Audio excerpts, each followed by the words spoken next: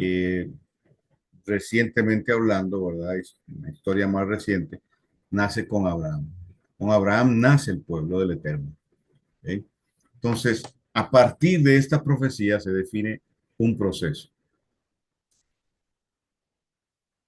¿Cuál es el proceso? Uno, el establecer un pueblo.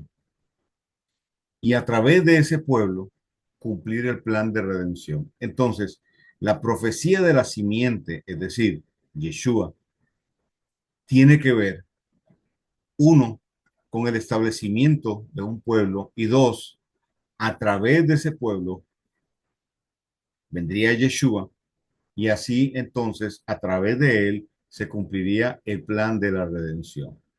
¿Ok?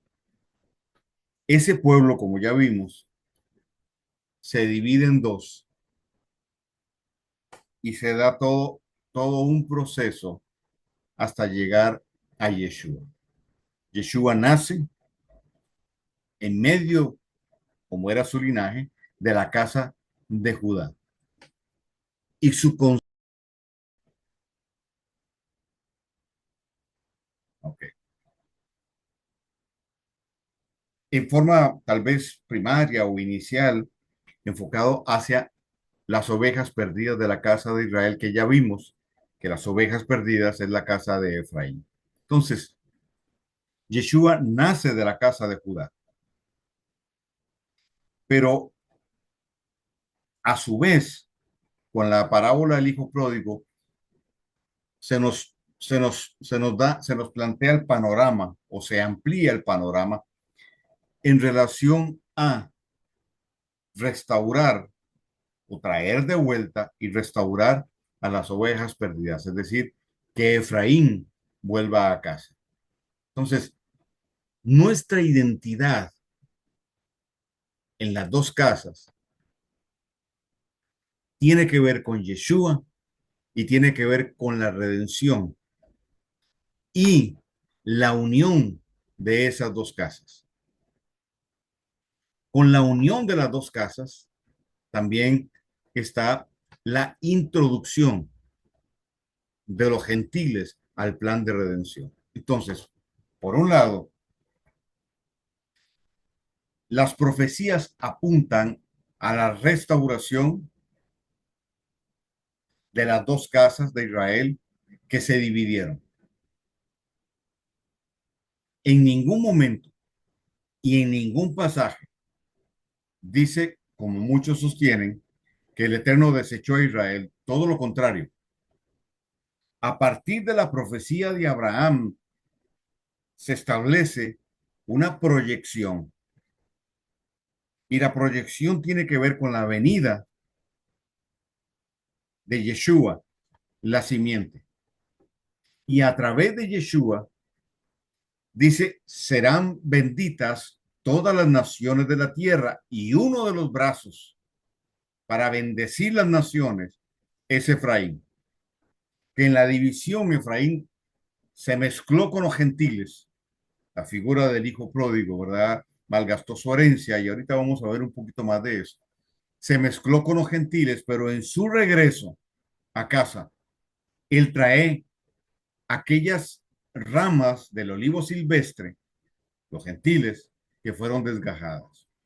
Y cabe recalcar que no todas las ramas del olivo silvestre, sino una de las ramas del olivo silvestre,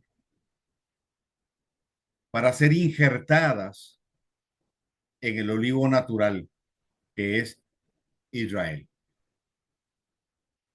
Entonces, el objetivo de esta profecía que el Eterno le da a Abraham es llenar la tierra con la cera, es decir, con la semilla, cera en hebreo, con la semilla, y establecer un pueblo a través de la simiente, que es Yeshua.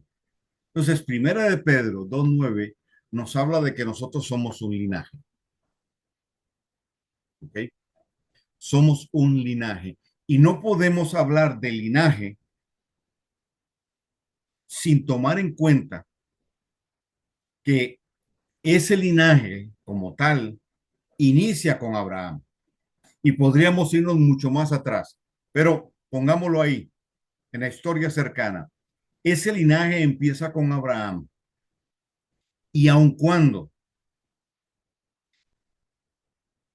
el pueblo de Israel peca, se aparta del Eterno, se divide en dos y cada uno de los dos reinos y las dos casas vive su proceso. La profecía bíblica apunta tanto a la restauración de la casa de Judá como a la casa de Efraín. Entonces, el plan de redención y la consigna de bendecir las naciones tiene que ver con las dos casas y tiene que ver con los gentiles. Es decir, en la, en la, en el esparcimiento de la casa de Efraín a las naciones, se establece el cumplimiento de la profecía o la base del cumplimiento de la profecía de la bendición de las naciones. Obviamente, todo esto a partir de Yeshua. La profecía apunta, como Ezequiel 37, al final de los días, cuando las dos casas se unirán y serán un solo pueblo. Es decir, allá adelante el pueblo estará conformado por la casa de Judá, la casa de Efraín y los gentiles. Entonces ya no habrá casa de Efraín, ya no habrá casa de Judá, ya no habrán gentiles, sino un solo pueblo. Y eso es lo que Pablo en Romanos 11 nos quiere transmitir. De tal manera que proféticamente somos un linaje. Y cuando habla Primera Pedro 2:9 del linaje, o sea, no está hablando solo de la iglesia, como algunos han mencionado. Ese linaje incluye los gentiles, pero también tiene que ver con Judá y tiene que ver con Efraín. ¿Por qué? Porque hay no una, varias profecías de la restauración, porque el Eterno no desechó a Israel, no desechó a la casa de Judá, no desechó a la casa de Efraín, sino que la profecía es de redención y estamos en el proceso a partir de la obra de Yeshua en el madero, estamos en el proceso de restaurar todo lo que el Eterno profetizó o dijo a través de los profetas que sería restaurado. Por eso para mí, Hechos, el pasaje de, de, de Hechos 3, 19 al 21 es fundamental, porque Pedro le dice a los que están ahí en ese momento, estamos hablando de los 120, estamos hablando de los 3000, es el contexto. Shavuot, la llenura del Espíritu, el cumplimiento de Joel 2:28, a los que están ahí, a las que acaban de ser llenos del Espíritu. Les dice, bautícense, bautícense. Es decir, hagan teshuvah para que vengan de la presencia del Eterno tiempos de refrigerio y Él envíe a Yeshua que fue antes anunciado, al cual es necesario que el cielo retenga, porque ya lo había recibido, retenga hasta la restauración de todas las cosas de las cuales hablaron sus siervos los profetas, que eran desde tiempo antiguo. Entonces, el plan de redención tiene que ver con restauración y una de las profecías que se refieren muy específicamente a la restauración es la profecía de las dos casas. Entonces, si para el Eterno, en esa cualidad que él tiene, ¿verdad? de omnisciencia, de omnisapiencia, etcétera, ya para él, que él llama las cosas que no son como si fueran, las dos casas ya están unidas. Y los gentiles, junto con las dos casas, conforman su pueblo. Entonces, ¿hacia dónde vamos? Vamos hacia allá. Efraín está volviendo a casa, sí, claro. Lo que hemos llamado la iglesia está llena de efraínitas, pero también está llena de los hijos de Sefarad, es decir, de los judíos descendientes de la casa de Judá, que hemos conocido al Mesías. También tenemos gentiles que conocieron a Yeshua, pero ahora están conociendo su identidad. Entonces, cuando nosotros tocamos estos temas, no, el asunto no es, como dijo un apóstol de mí, está llevando a la ley a los profetas. Hay que cuidarse de ese hombre, porque salió de Costa Rica, regresó y ahora está llevando a los profetas a la ley. No es un tema de ley, es un tema de la profecía bíblica. No tiene que ver con la ley, ¿verdad? Y como yo puse en el Facebook, hay, hay 5 tipos de leyes en la Torah. Entonces, cuando dice que buscamos llevar a la gente a la ley, ¿a cuál ley?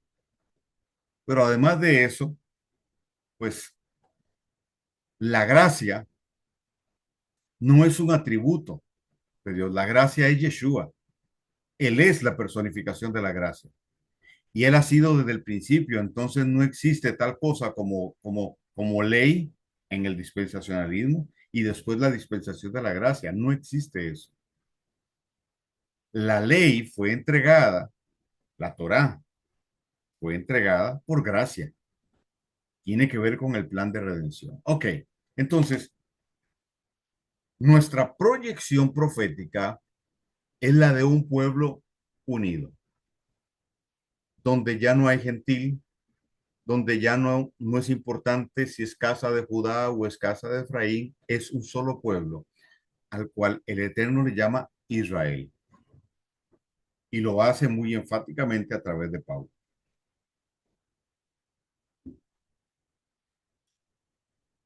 A ese pueblo es al que el Señor trae a los gentiles. En Efesios 2:12, Pablo les dice a los gentiles, ustedes que estaban alejados de la ciudadanía de Israel. ¿De cuál Israel? El pueblo del Eterno, no el país, el pueblo del Eterno. Y dice, y ajeno al pacto que el Eterno estableció con ese pueblo. Es decir, ustedes no eran, pero han venido a ser. Ahora son parte de. ¿Ok? ¿Y esto a través de qué? A través de lo que el apóstol Pablo en Hebreos 9:12 llama la eterna redención en Yeshua. Entonces, dentro de este plan de redención tenemos que entender que el diseño original se distorsiona con la división de las dos casas. Pero Yeshua aparece en escena porque solo a través de él, las dos casas se pueden unir. La casa de Judá y las ovejas perdidas, es decir, Efraín. Y como ya dije, con Efraín, entonces los gentiles.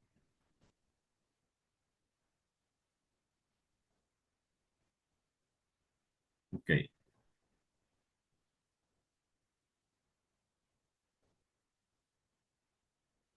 Ahora,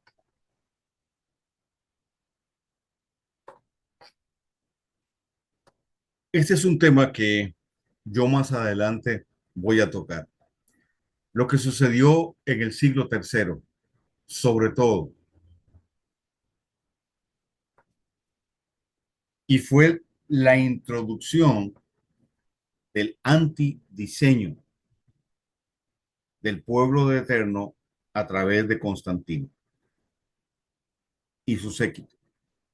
Esto se vino fraguando desde el siglo segundo, ¿verdad? Pero se establece ya plenamente y oficialmente a partir del Concilio de Nicea, donde nace, por así decirlo, el cristianismo romano, ¿ok? Y lo que se conoce como el rito latino. Es decir, a partir de ahí se crea Roma, el cristianismo romano, y desde ahí el catolicismo romano. Con Lutero se da la división, ¿verdad? Ya sabemos lo que hizo Lutero, y entonces surge el protestantismo, y dentro de las muchas agrupaciones que tiene el protestantismo, nace lo que hoy se denomina los evangélicos, los pentecostales, etcétera. ¿Ok? Entendiendo que todo esto, o en medio de todo esto, la profecía que el Eterno establece del regreso de Efraín a casa está ahí. La gran comisión tenía una pauta clara, y Yeshua se lo dijo a los discípulos: no vayan sino a las ovejas perdidas de la casa de Efraín. ¿Por qué? Porque ya el Eterno había establecido con la profecía que le da a Jacob, a Efraín, hijo de José, que Efraín, la casa, sería el Meloja Goyín, es decir, la corona de los gentiles o la cabeza de los gentiles. Y a través de ellos los gentiles vendrían. Entonces,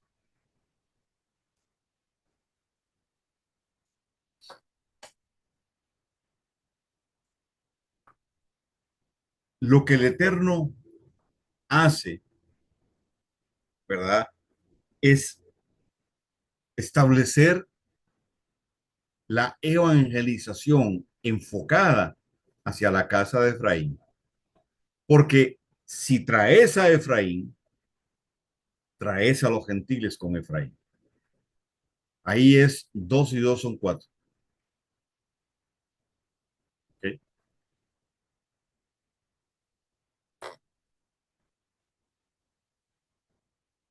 Y de Efraín y Judá, y la casa de Judá, el Eterno cuando le profetiza a Ezequiel, le da la palabra a Ezequiel, le dice: y ellos dos, cuando le dice toma 2 varas, serán una sola vara en mi mano. Es decir, uno solo, un solo pueblo. Ok,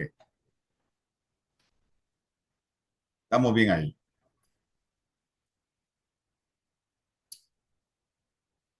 Vamos a ver ahora el cautiverio de las 2 casas. ¿Ok? ¿Qué es lo que sucede después de la división? Cuando las 2 casas se dividen. Como repaso, la casa de Judá establece su reino en el sur, en Jerusalén, y la casa de Efraín establece su reino en el norte. ¿Ok? Luego de la división, años después, aproximadamente 200 años, se da el cautiverio de las 2 casas. La casa de Efraín es invadida por los asirios y luego llevada cautiva a Asiria. Para el 721, 723, antes de la era común o antes de Cristo, se da el cautiverio por los asirios y destruido el reino del norte a manos del rey asirio Asadón. Ok, los asirios invaden el reino del norte, pero aquí hay un punto que es importantísimo a tomar en cuenta, y es que la invasión asiria, la invasión asiria, tiene como objetivo anular el linaje del pueblo del Eterno. Esto lo había mencionado anteriormente, pero es importante volverlo a decir. Los imperios buscaban establecer su cultura y con su cultura su culto, el culto.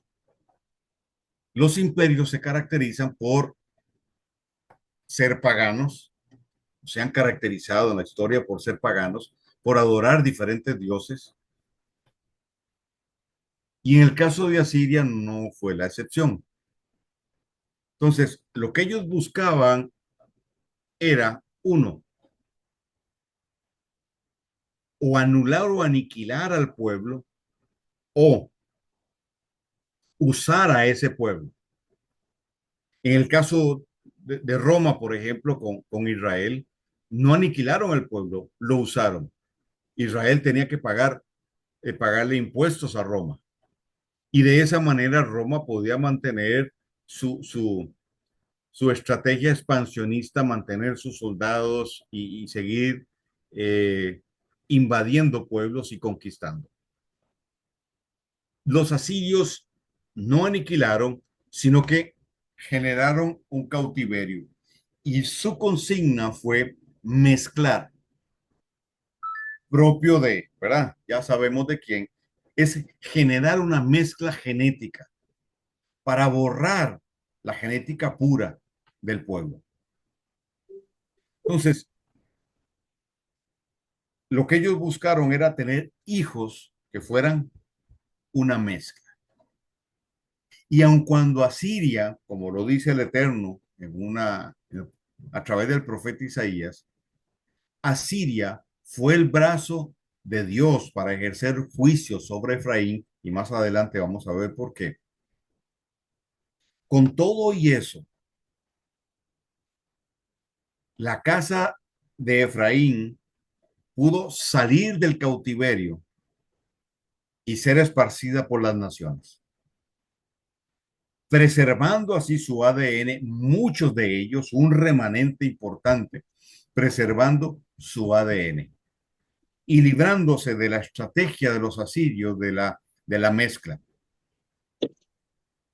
Ahora, los que no pudieron salir y se quedaron ahí y se mezclaron con los asirios, de esa mezcla salen los samaritanos. Entonces, la mezcla de efraimitas con asirios generó a los trajo a los samaritanos. Y Samaria fue la capital del reino del norte, o de la casa de Efraín o de José. Por eso la pugna entre samaritanos y judíos. Los de la casa de Judá no aceptaban a la casa de Efraín como parte del pueblo eterno porque se habían mezclado.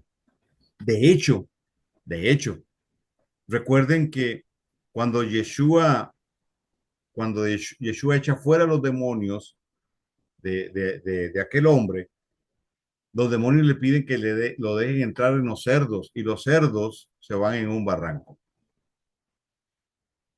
Eso, ese lugar de Samaria y alrededores, eh, ahí se criaban cerdos. Y como ustedes saben, el cerdo es uno de los animales inmundos, impuros, y el Eterno prohibió comerlos y por ende, pues criarlos. Entonces, todo eso era parte de la mezcla que tenían los de Samaria. Por eso entonces había una rivalidad y los de Samaria, perdón, y los judíos, la casa de Judá, no los aceptaban como parte del pueblo del Eterno. Razón por la cual ellos mismos, la casa de Judá, esparció la idea de las 10 tribus perdidas, lo cual es equivocado. Desaparecieron, pero ellos dijeron están perdidas y ellos no lo mencionan. Cuando usted los oye hablar, para ellos Israel es Judá, punto. Pero para el Eterno, no. ¿Okay? Entonces, Efraín está disperso, no desaparecido, por todo el mundo. Jeremías 31 del 9 al 10 habla de las ovejas perdidas, como ya vimos. Dice, irán con lloro, mas con misericordias los haré volver. Aquí está la profecía clara. Mas con misericordia los haré volver. Es decir, Él los esparció o trajo o permitió que los asirios, ¿verdad? Fueran como el brazo del juicio por el pecado de Efraín. Pero dice aquí, y los haré volver, y los haré andar junto a arroyos de aguas, por camino derecho, en el cual no tropezarán, porque seré a Israel por padre, y Efraín será mi primogénito.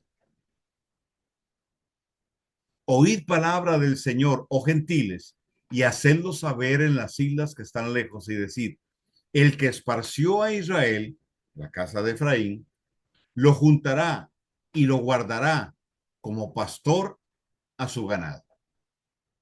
Sí, creo que la profecía es muy clara y solo se entiende dentro de este contexto. Andaban como ovejas perdidas, pero el Señor tendrá misericordia de él y los hará volver. Y claramente establece que no tropezarán y que él será para Israel por padre. Dice, y Efraín será mi primogénito.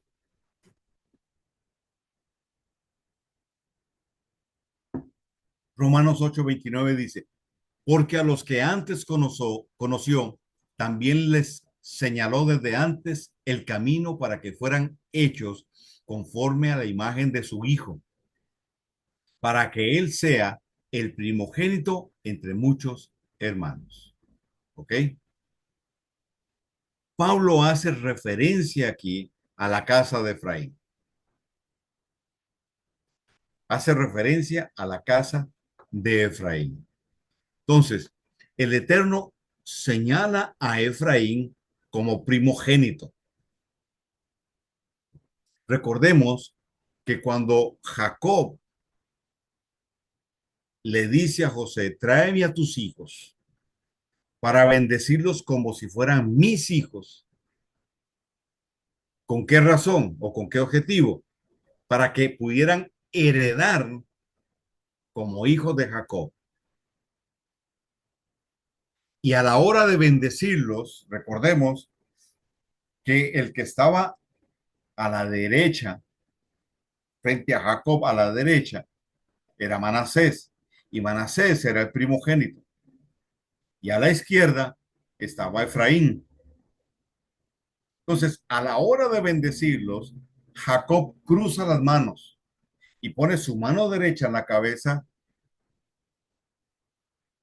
de Efraín y su mano izquierda en la cabeza de Manasés. La mano derecha se ponía sobre el primogénito y Jacob trata de corregirlo. Perdón, José trata de corregir a Jacob, pero, pero Jacob le dice, tranquilo, yo sé lo que estoy haciendo. Y ahí él dice, tranquilo, no te preocupes, Manasés va a llegar a ser un pueblo enorme, muy grande, pero Efraín será la corona de los gentiles. Entonces, Jacob bendice a Efraín como primogénito. José es tipo de Yeshua. Esa tipología es hermosísima. José es tipo de Yeshua. Y es José quien recibe la primogenitura, recuerden. Es José el que recibe la primogenitura por la transgresión de Rubén. Primera de Crónicas 5:1-2. Recordemos, Rubén tiene relaciones sexuales con la concubina de su padre y por eso él pierde la primogenitura. De tal manera que la primogenitura pasa a José y ahora de José pasa a Efraín. ¿ok? Pasa a Efraín. Y Efraín nos representa a algunos de nosotros.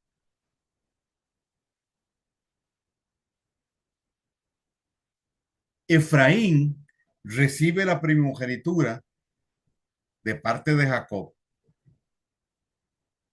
¿ok?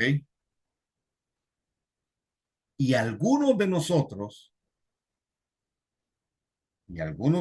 y digo algunos, ¿por qué? Porque otros vienen de la casa de Judá, y como ya expliqué, de Sefarad, es que es España, y otros son gentiles, ¿ok?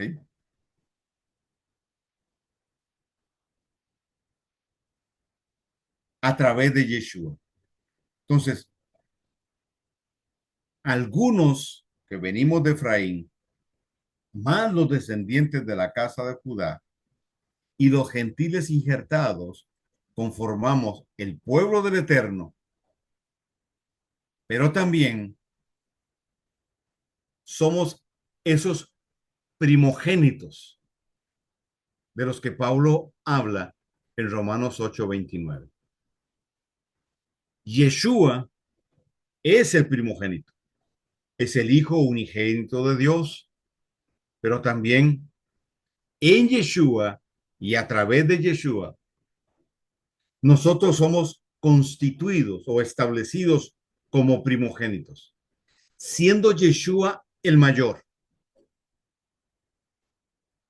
¿Ok? Me voy explicando bien. Por eso Yeshua dijo, mayores cosas que las que yo hice, ustedes harán en mi nombre. Por eso dice, ustedes son herederos y coherederos juntamente con Yeshua de todas las cosas. Ahí está hablando de la primogenitura.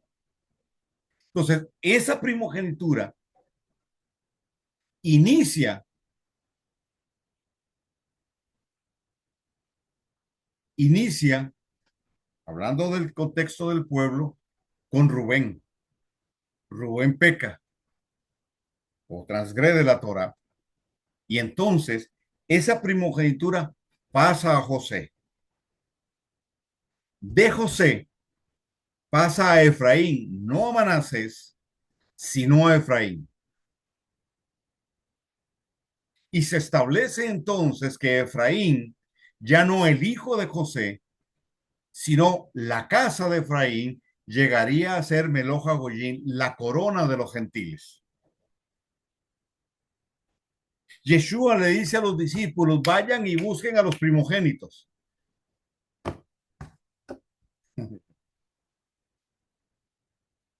Vaya y busquen a los primogénitos y tráigalos de vuelta a casa. ¿Los descendientes de quién? De Efraín. Los descendientes de la casa de Efraín.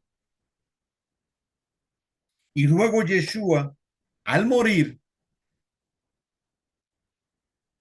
y a través de su obra redentora, tanto Efraín como Judá y los gentiles vienen a ser un solo pueblo, un reino de sacerdotes y gente apartada, un linaje, el linaje escogido, pero también somos hechos primogénitos. Y Yeshua en medio de nosotros es el mayor. Él es el primogénito y con su muerte y su resurrección, Él nos hace a nosotros copartícipes de su primogenitura.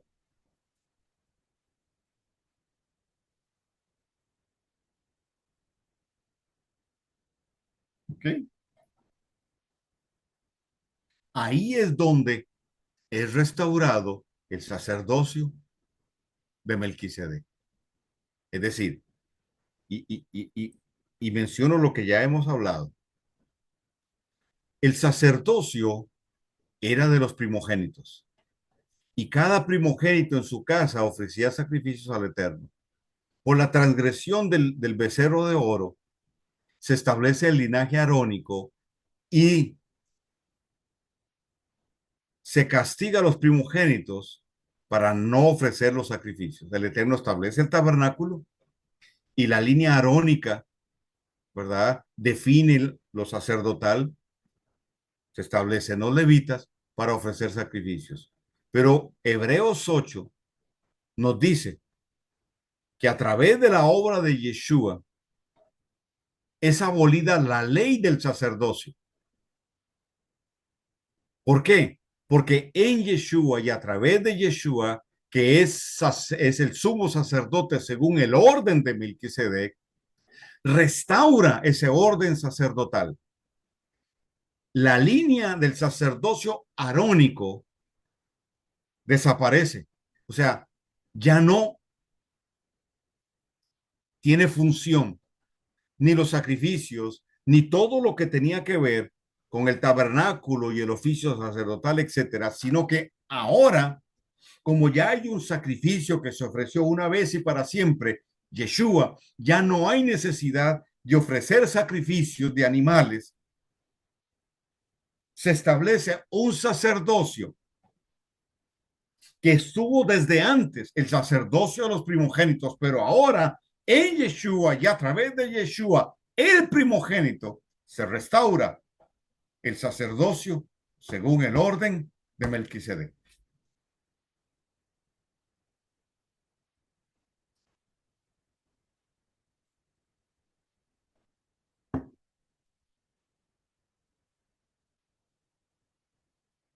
¿Ok?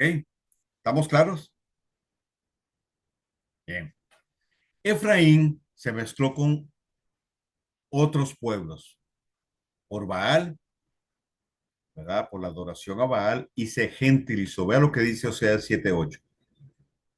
El pueblo de Israel se mezcla con gentiles, con otras naciones y se vuelven tan inútiles como una torta a medio cocer, sin voltear. Eso dice Oseas. Lo repito, el pueblo de Israel se mezcla con gentiles. ¿Quién se mezcló con gentiles? La casa de Efraín, Israel, con otras naciones y se volvieron tan inútiles como una torta a medio cocer. Es decir, una torta sin voltear, cocinada solo por la mitad. Amós 9:9 dice, pues daré la orden y sacudiré a Israel junto con las demás naciones, como se sacude el grano en un cernidor. Sin embargo, ningún grano verdadero se perderá. Esto quiere decir que el ADN de quién, de Efraín, de la casa de Efraín, sería preservado, aun cuando fue esparcido a las naciones y aun cuando ha habido mezcla genética, por cuanto hay una palabra profética del Eterno, el ADN de Efraín y por ende el ADN del pueblo de Dios no se ha perdido. Entonces no hay 10 tribus perdidas. Hay 10 tribus desaparecidas que están apareciendo, que están siendo identificadas y aunque el sionismo no lo quiera, la profecía bíblica se va a cumplir y los hijos de Efraín están volviendo a casa, recobrarán su identidad, volverán a su identidad genuina y juntamente con la casa de Judá y los gentiles van a reclamar su sacerdocio según el orden de Melquisedec para oficiar delante del Eterno. Entonces, Efraín esparcido en las naciones, pero dice la profecía que ni uno solo, usando el simbolismo del grano, ni uno solo se perderá. Dice, ningún grano verdadero se perderá.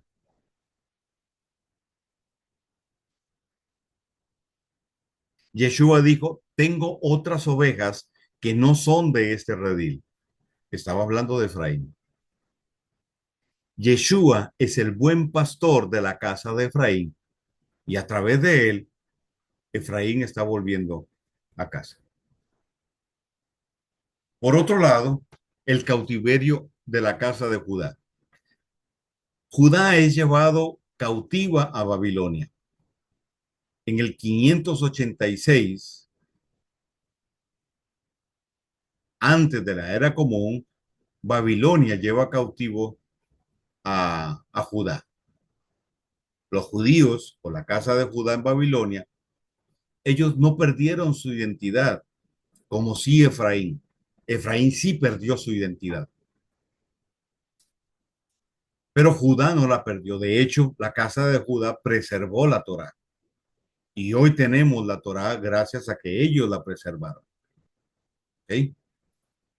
Pero luego de 70 años, pasados 70 años, Judá vuelve del exilio de Babilonia con Nehemías y Esdras. Esos dos libros nos hablan del periodo post-exílico, cuando regresan.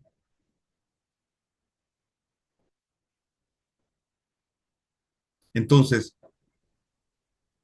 al regresar a casa, a Jerusalén, empieza el trabajo de reconstruir la casa del Eterno y reconstruir los muros.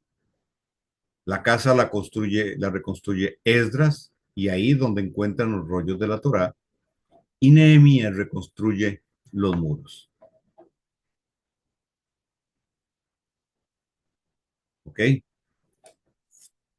Ahora,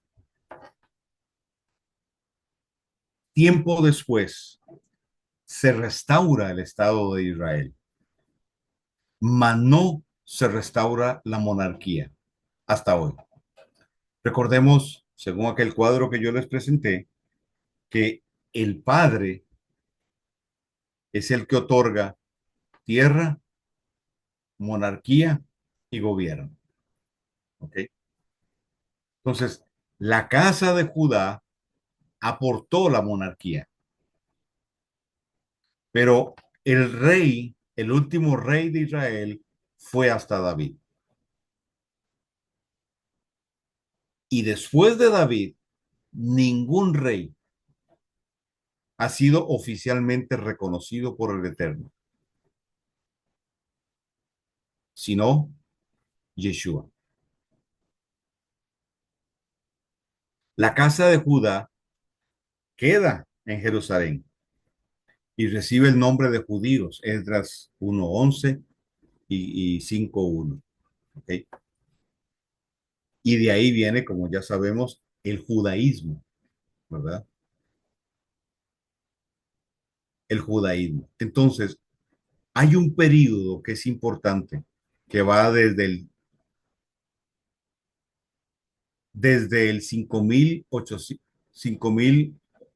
perdón, desde el 586 antes de la era común hasta el 70 de la era común, es decir, 586 antes de Cristo hasta el 70 después de Cristo. A ese periodo de tiempo se le llama o se le reconoce como el judaísmo del segundo templo. Si alguien quiere entender, conocer el contexto de la escritura, de lo que hemos llamado el Antiguo Testamento, para poder ubicarse bien en la interpretación del Berit Hadashah o el Nuevo Testamento, necesita conocer sí o sí el judaísmo del segundo templo. Es un tema básico para estudiar,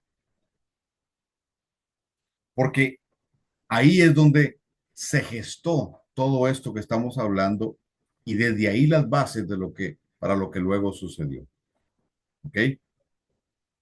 Luego, en el 70, se da el tercer exilio a manos del general romano Tito, y entonces el templo es destruido. El general Tito invade Jerusalén en el 70 y se da entonces el tercer exilio.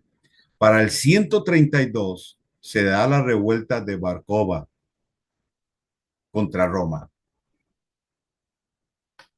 El Tanar Rabí Akiva, que sin ser nombrado Nasí dirigía el Sanedrín, convenció a los demás miembros que apoyaban la inminente rebelión y declararan al comandante elegido, Simón Bar Kokhba, como el Mesías, de acuerdo con el versículo bíblico de Números 24:17, que habla justamente de eso, del Mesías como el libertador.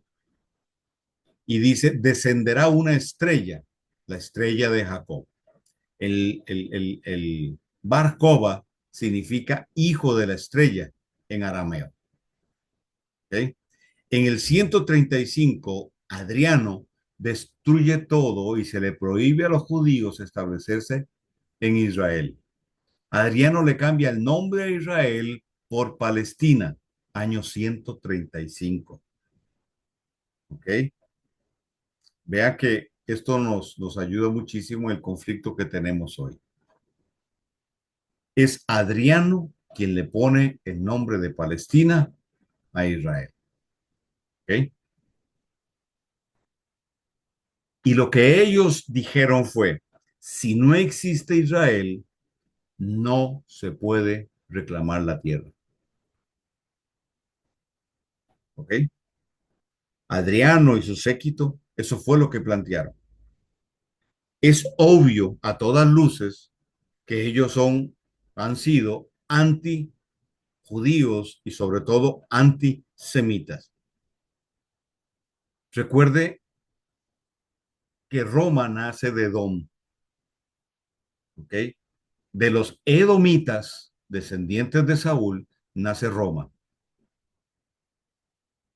Entonces, la invasión del general Tito genera el tercer éxodo, pero se levanta una revuelta, ¿verdad? Dirigida por Bar-Jova, y esa revuelta o esa revolución, ¿verdad? Es aplacada por Adriano en el 135. Y entonces ahí, a partir de ahí, se le prohíbe a los judíos, es decir, a la casa de Judá, establecerse en Israel. Ellos cambian el nombre de Israel a Palestina, bajo esta frase: si no existe Israel, no se puede reclamar la tierra. Si no existe Israel, no se puede reclamar la tierra. Perdón. Ajá. Entonces, Judá fue esparcido, mas no perdió su identidad en el exilio. Y por eso hoy tenemos sinagogas por todo lado, los judíos guardando Torá, etcétera, ¿verdad? Y judíos en casi todas las naciones de la tierra. Y ellos, tan es así que no han perdido su identidad, que ellos establecen sinagogas y asisten religiosamente a las sinagogas. Eso no sucedió con la casa de Efraín. ¿Ok? No de esa manera. Así, dice la historia, llegó a Sefarad, España. Es decir, en esa diáspora o en ese exilio, llegaron muchos judíos a Sefarad, que es España, pero la mayoría de ellos fueron benjaminitas. ¿Ok? Cuando se dividen las dos casas, el Eterno establece para Roboán que se lleve a la casa de Judá.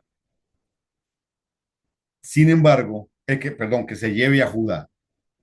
Sin embargo, los benjaminitas se van con Judá. Entonces, se le llama casa de Judá porque la casa de Judá era mayor, más grande, más influyente que la de Benjamín. Pero cuando se van para España, la mayoría que llegan a España son benjaminitas. Entonces, cuando Cristóbal Colombo, viene a nuestras tierras, lo que él trae en su gran mayoría fueron benjaminitas. ¿Okay?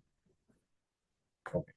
Luego, en el 1948, vuelve a Israel y es establecida como nación. Y 70 años después se cumple la profecía de la higuera. Y no pasará esta generación antes de que todo esto empiece a tener cumplimiento. ¿Ok?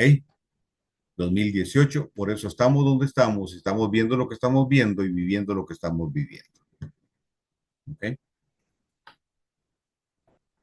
Por ejemplo, tenemos a Milton azotando la Florida y Milton fue creado por el HARP. ¿Ok? Y ya ustedes van a ver lo que van a construir en Yucatán y lo que van a construir en parte de esta zona afectada en la Florida. De un tiempito más, un par de añitos, y ustedes se van a dar cuenta de lo que va a suceder en esa zona. ¿Por qué? Porque este huracán fue provocado por el HARP. Ok, los dos, Efraín y Judá, fueron llevados al exilio, solo que algunos de Judá volvieron a la tierra de Israel, más Efraín sigue en el exilio, pero muchos están regresando a casa hoy como el hijo pródigo. ¿Ok? ¿Qué es lo que va a suceder más adelante? Que entonces nosotros vamos a poder reclamar nuestro derecho legítimo a la tierra. Ok, pero sigamos por aquí. Entonces, echemos un vistazo general al contexto. Después de la división y los cautiverios, Efraín se mezcla con los gentiles. ¿Ok? Y el Eterno les llama en Oseas 7:8 los no pueblo de Israel. Ahora vea esto que interesante. El pueblo de Israel se mezcla con gentiles, con otras naciones, y se vuelven tan inútiles como una torta a medio cocer, sin voltear. Pero él, Efraín, llegará a ser la plenitud de los gentiles, multitud de naciones, ¿ok? Meloja Goyín. Génesis 48, 17, 19 dice, pero viendo José que su padre ponía la mano derecha sobre la cabeza de Efraín, le causó esto disgusto. Ya lo mencioné, pero quiero repetirlo. Y tomó la mano de su padre para cambiarla de la cabeza de Efraín a la cabeza de Manasés. Y dijo José a su padre, así no, padre mío, porque este es el primogénito. Por tu mano derecha, pon tu mano derecha sobre su cabeza. Mas su padre no quiso y dijo, lo sé, hijo mío, lo sé. También él vendrá a ser un pueblo y será también engrandecido, pero su hermano menor será más grande que él y su descendencia formará multitud de naciones y llegará a ser la plenitud de los gentiles. ¿Ok? ¿Quiénes son las ovejas perdidas de la casa de Israel a quienes Yeshua vino? Mateo 15, 24. Es el hijo pródigo que vuelve a casa. Lucas 15, 11, 32. Entonces, ¿dónde está Efraín en este momento? Esparcido por las naciones de la tierra. Esparcido por las naciones de la tierra.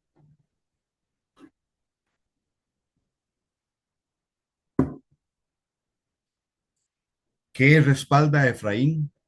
El Eterno, las profecías que hablan de su restauración y obviamente la obra de Yeshua.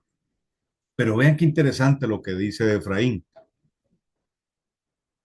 En Jeremías 50, del 4 al 10, se lo dejo de tarea, el Eterno establece que en la restauración de Efraín generarían o se establecería el juicio sobre Babilonia.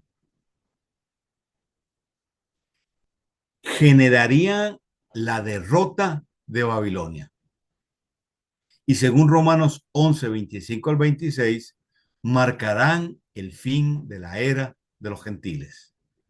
Es decir, el Eterno establece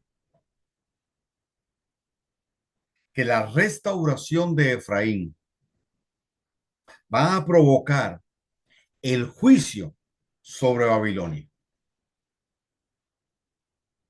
Y que cuando Efraín regrese a casa y con Efraín los gentiles, Entonces tendrá su término lo que se conoce en la escritura como la era de los gentiles. La era de los gentiles empezó en el libro de los Hechos, porque recuerden que en ese lugar hubo medas, persas, elamitas, etcétera. Y oían, dice, aquellos 120 hablar los misterios del Eterno. 3,000 personas llegan al conocimiento del Eterno. Se abre la puerta para que los gentiles puedan venir al conocimiento del Eterno. A partir de Hechos 2 empieza lo que muchos han denominado la era o el tiempo de los gentiles. Ese tiempo concluirá cuando Efraín haya regresado a casa. ¿Okay? Entonces, Efraín y Judá serán uno solo juntamente con los gentiles. Por eso en la profecía a Abraham se dice que la descendencia, esa descendencia, sería como la arena del mar.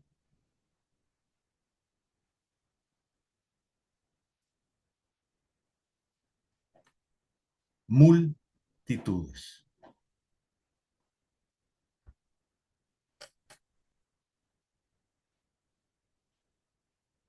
¿Quiénes somos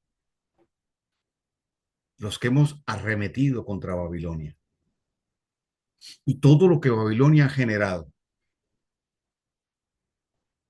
¿A través de quién ha venido la revelación de la batalla espiritual? ¿A través de quién ha venido la revelación y la fuerza para sacar al pueblo del Eterno, del sincretismo, en que no Roma, sino la madre de Roma, Babilonia, trajo? La mezcla con la que nosotros estamos luchando hoy y tantas cosas que se introdujeron en el siglo tercero, eso viene de Babilonia. Nuestra lucha es justamente contra Babilonia, los postulados de Babilonia, la distorsión de la verdad de que Babilonia ha traído. ¿Y a quién Dios está usando para traer luz? A Efraín. Efraín, al volver a casa, junto con Efraín, ha ido llegando la revelación para traernos de una gloria menor a una gloria mayor, para activar el reloj profético del Eterno, para regresar a nuestra identidad. ¿Quién lo está haciendo? Efraín. Y cada vez que nosotros damos un paso acercándonos a lo genuino, acercándonos al diseño original, estamos dejando a Roma atrás. El sistema religioso lo creó Roma. Toda su influencia de la distorsión del diseño piramidal, del autoritarismo, del dominio, del control, de la teología de la prosperidad y todo eso que se ha estado denunciando por ya bastantes años. Todo eso vino de Roma, pero quien ha estado provocando esto, a quienes Dios les ha revelado esto, es a Efraínitas, porque esa profecía respalda el trabajo de Efraín, diciendo que el juicio sobre Babilonia vendrá a través de Efraín. No solo cuando la casa de Efraín sea completada y termine el tiempo de los gentiles, sino que en toda la trayectoria del regreso por tiempo de Efraín a casa, el juicio se ha estado estableciendo poco a poco. Hemos ido viendo que queda al descubierto el sistema. Cada vez menos creyentes, sean gentiles, efraínitas o de la casa de Judá, cada vez menos abrazan el sistema religioso. Y sí, en un momento se planteó como opción justamente para salir de en medio de ella, como dice Juan en el libro de Apocalipsis, o el Eterno a través de Juan, salir de en medio de ella, es decir, de Babilonia, pueblo mío.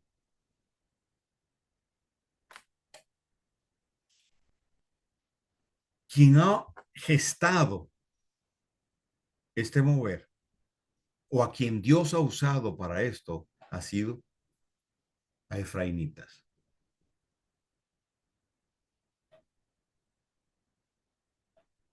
Ha habido que remover tinieblas, sí. Hemos aprendido a pelear batalla espiritual, sí. Arriba, abajo, debajo. Hemos aprendido a hacer cartografía.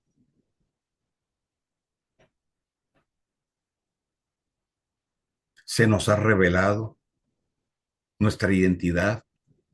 Y aun cuando en el proceso, en un momento, se creyó que el referente o la referencia era la casa de Judá, hoy entendemos que hay muchas cosas que el Eterno ha preservado a través de ellos, pero no es volver al judaísmo rabínico lo que nos va a llevar a ese diseño original. Es volver a Abraham, es recobrar nuestra identidad y trabajar para que otros recobren esa identidad. Entonces, hoy muchos nos atacan y nos dicen judaizantes, otros van más allá y nos dicen herejes, porque creen o asumen que nosotros, y digo asumen porque no hablan con nosotros, no vienen a nosotros a preguntarnos qué creemos, asumen que estamos volviendo al judaísmo, que estamos volviendo a la ley, como dicen ellos, basado en el dispensacionalismo de Nelson Darby, pero no están entendiendo que nosotros estamos trascendiendo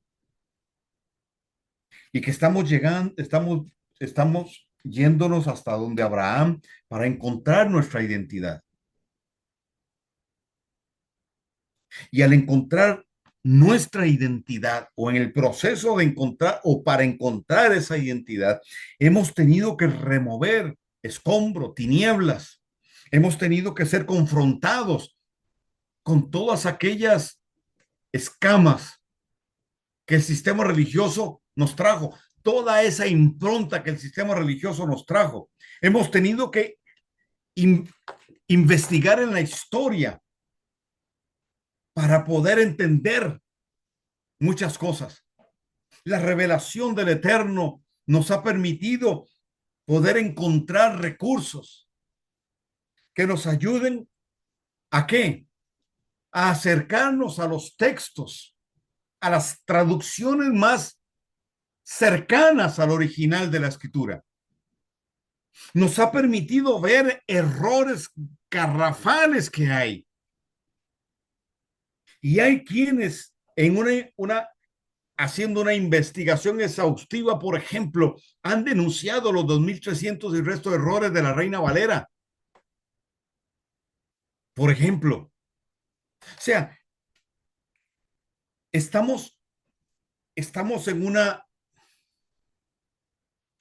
una batalla de descodificarnos para que se activen los códigos correctos en nosotros. En una batalla abierta y cada vez la libramos de forma más consciente. ¿Contra quién? Contra el sistema babilónico. Nos hemos ido quitando esa mortaja que nos tiró encima a través del sistema religioso para no ver la realidad, para no enfrentarnos a la verdad que el Eterno ha trazado, para poder ver la historia de la forma correcta y ver a Babilonia desde el principio y ver a Babilonia en nuestro tiempo y verla más adelante, entender que hoy Babilonia está representada por un sistema que se le llama, se conoce el sistema del antimashiach o el anticristo, que hay una élite que opera a favor de esto, que hay una serie de doctrinas erradas tratando de envolver a los que queremos caminar de acuerdo a lo que genuinamente el Eterno estableció.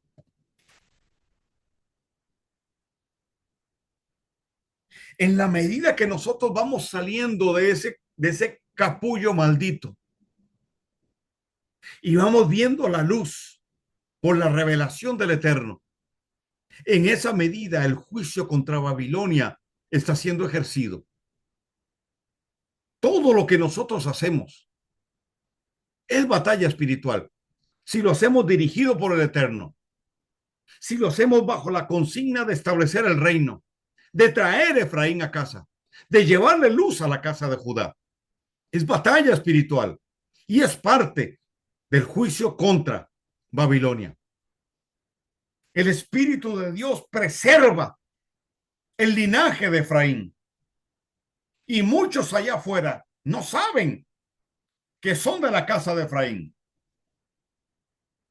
Pero poco a poco el Espíritu de Dios los va atrayendo y Dios nos usa a nosotros para llevarles luz y traerles claridad y decirles, tu identidad está aquí, no en un sistema religioso, sino en la cultura del reino, sino porque desde hace mucho se pagó un precio para que volvieras a casa, porque un día fuiste parte de este pueblo, para traer conciencia de contra quién estamos peleando. Entonces sí, claro, se da una lucha interna. Pareciera que es una guerra civil, pero no lo es.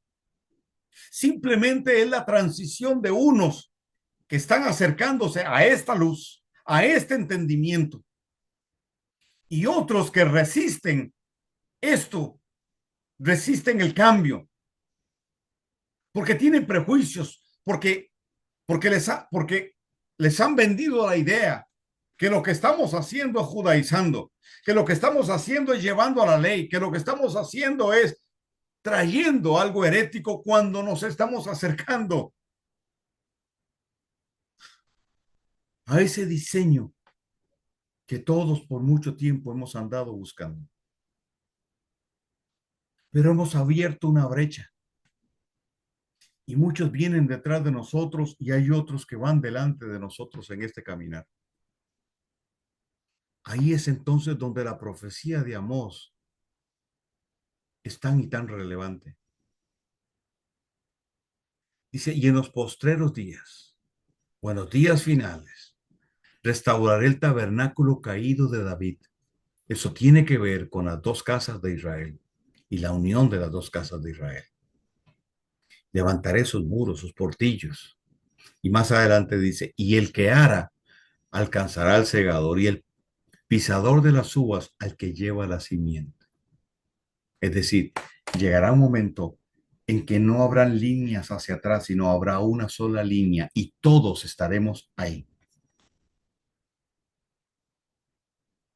No como casa de Judá, no como evangélicos, no como pentecostales, no como casa de Efraín, sino como el pueblo del Eterno. En ese momento se completará el juicio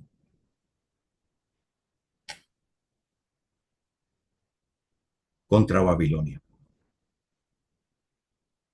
Y entonces oiremos sonar los shofarot en un Yom Teruah, después de que los dos testigos asciendan y las puertas del tabernáculo celestial sean abiertas y nosotros nos levantemos. Los que hayan muerto y los que estemos vivos, seamos levantados para tener nuestro encuentro con Él, celebrar las bodas del Cordero. Y después de eso, al final de Yom Kippur, proféticamente hablando, Yeshua descenderá, pondrá sus pies sobre el monte de los olivos y empezará el juicio de las naciones. Cuando nosotros subamos, las 7 copas de la ira se desatarán. Pero ya el Señor dijo que nosotros no pasaríamos por la ira. No dice que por la gran tribulación o la tribulación, no dice que no pasaríamos por las copas de la ira. Es decir, cuando suene el último shofar, la última trompeta, antes de dar inicio, las copas seremos levantados para encontrarnos con Él.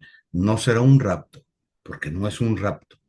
La palabra rapto es secuestrar, violar, mantener por la fuerza, es ser sacados de en medio de, no para ir a vivir allá al cielo, sino llevados a una dimensión donde nos vamos a encontrar con Yeshua.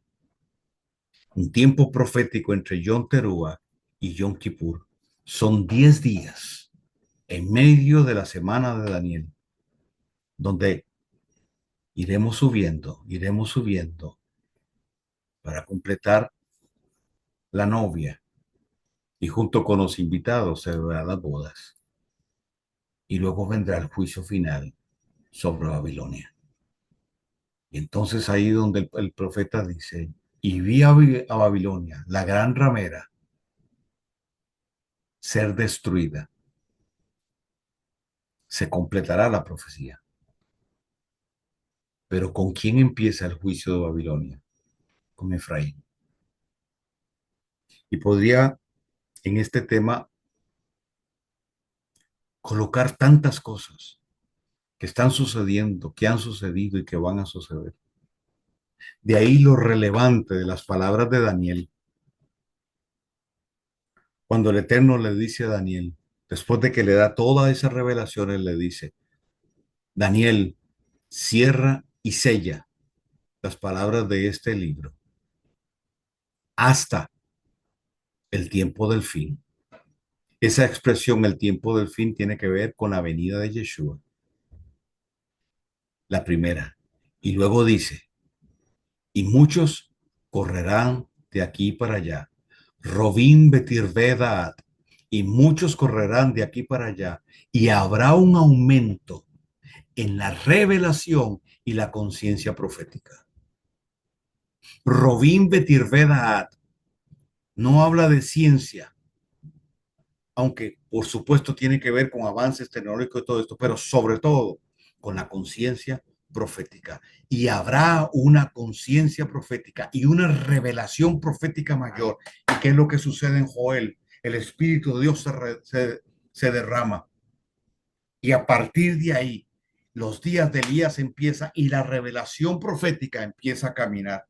Y hoy usted y yo tenemos una revelación mayor de los que de aquellos que estuvieron 60 o 70 años atrás, que pagaron un precio para que nosotros estemos aquí hoy, sí, claro, pero hoy hay una revelación profética mayor, hoy hay una conciencia profética mayor y hoy entendemos que Efraín está generando el juicio sobre Babilonia.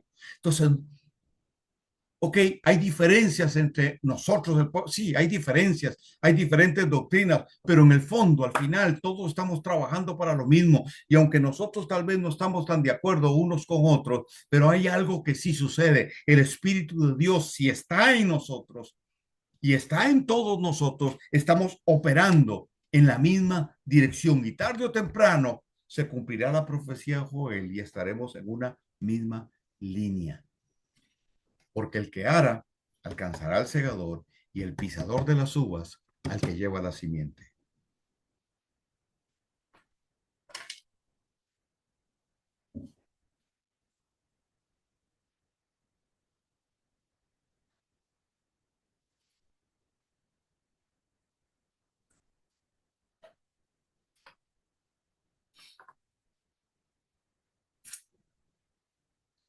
Vamos a quedar aquí.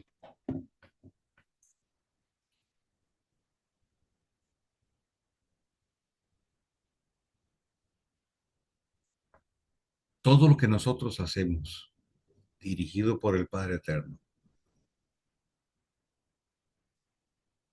tiene como objetivo establecer el reino y generar el juicio sobre Babilonia.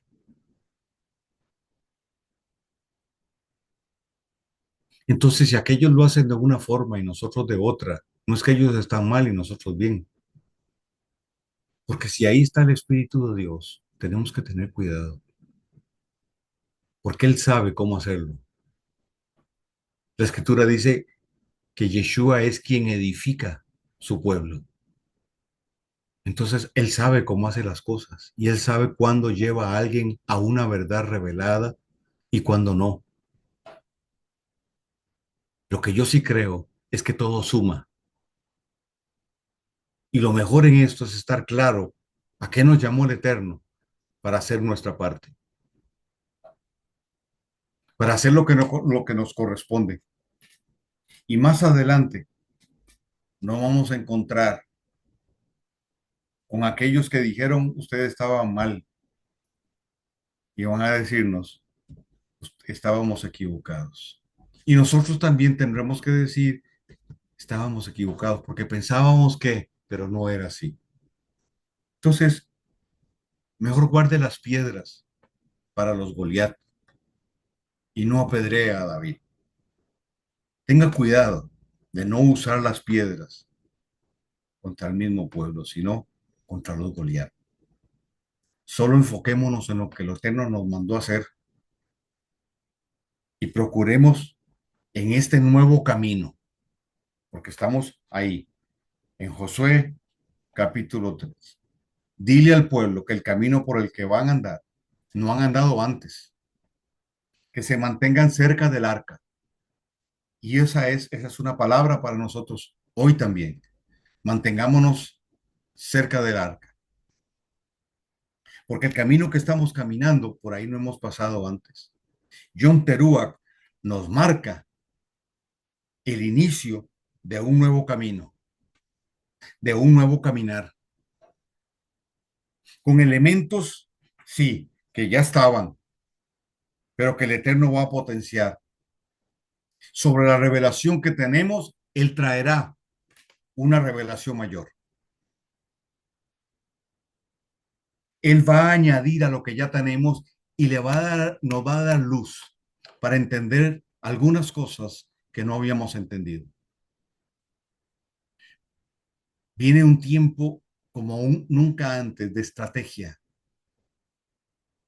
un tiempo donde se requiere que cada quien esté alineado, bien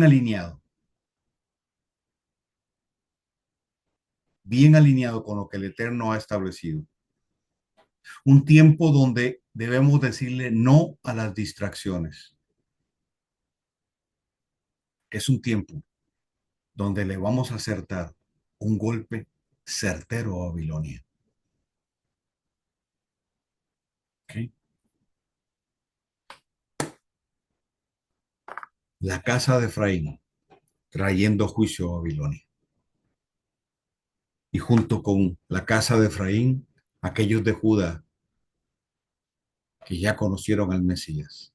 Y aquellos gentiles que ya no lo son, porque ahora son parte del pueblo del Eterno. Bien, mi gente, quedamos aquí. De hoy en 15 días continuamos, avanzamos un poquito más. Y recuerde, si usted puede estudiar lo que se llama o se conoce como el judaísmo del segundo templo, hágalo, lea, investigue de ese tiempo, porque eso le va a dar un muy, pero muy buen fundamento y le va a ayudar a entender muchas cosas. Hoy hay mucha información y muy buena en relación a ese punto. Bien, mi gente, besos, abrazos, los quiero mucho, que el Eterno los guarde. Shalom a todos y nos vemos en 15 días.